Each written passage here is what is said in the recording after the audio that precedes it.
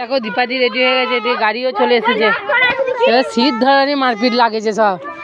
হে বাবা রে,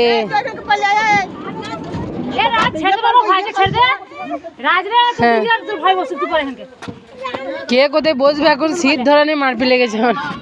লক্ষ্মী তুই কোথায় বসবি? বল নিত্যে যাহা যাহা করে পদুর বদত রাজ ধরতো কাদা ও শীত ধরবে।